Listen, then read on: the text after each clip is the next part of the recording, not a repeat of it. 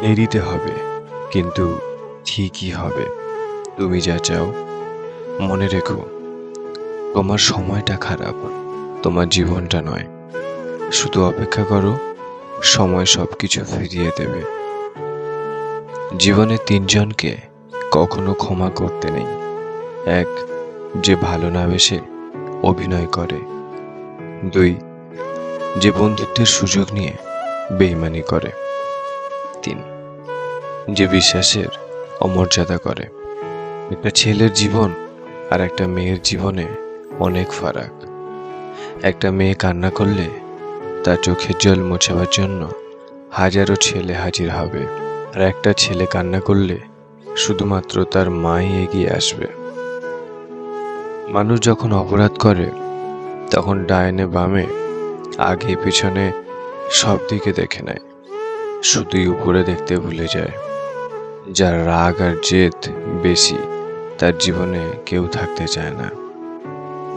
সবাইকে বলতে শুনেছি পৃথিবী বদলে গেছে, কিন্তু কি বদলেছে পৃথিবীতে? জীবন থেকে কিছু হারিয়ে গেলে সেটা নিয়ে আফসোস করো না। এটা জানবে তার পরিবর্তে ভালো কিছু তোমার জন্য অপেক্ষা করে আছে। ঠকে গিয়ে নিজেকে মানিয়ে নিতে শিখেছি, কিন্তু কোনোদিনও কাউকে ঠকাতে শিখিনি। নিজের জন্য একটু স্বার্থপর হওয়া ভালো, কারণ নিজের ভালো অন্য কেউ নয়, নিজের ভালো নিজেকেই ভাবতে হয়। যখন কারোর প্রতি ভালোবাসা বেশি হয়ে যায়, তখন সেই ভালোবাসা সুখের চেয়ে কষ্ট বেশি দেয়। ভালোবাসার মধ্যে অদ্ভুত এক মায়া আছে, কষ্ট পেলেও ছাড়া যায় না, আবার মন ভেঙে গেলেও ঘৃণা করা যায় না। ভালোবাসার মৃত্যু দুটোই নিমন্ত্রণবিহীন অতিথি। একজন এসে নিয়ে যায় মন, আর একজন এসে নিয়ে যায় জীবন।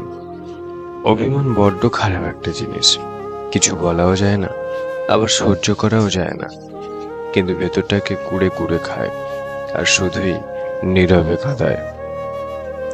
কিছু মানুষ মনের অজান্তেই খুব কাছে আসে, আবার অনেক দূরে চলে যায়, কিন্তু যে যায় সে বুঝতে পারে না তার চলে যাওয়াটা কারো কাছে কতটা কষ্টের।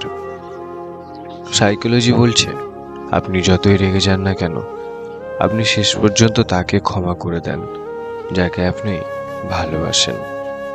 নরম কাদা যেমন একবার পুড়ে ইট হয়ে গেলে আর কখনো নরম হয় না, তেমনি বিশ্বাসটা একবার চলে গেলে আর কখনো ফিরে আনা যায় না।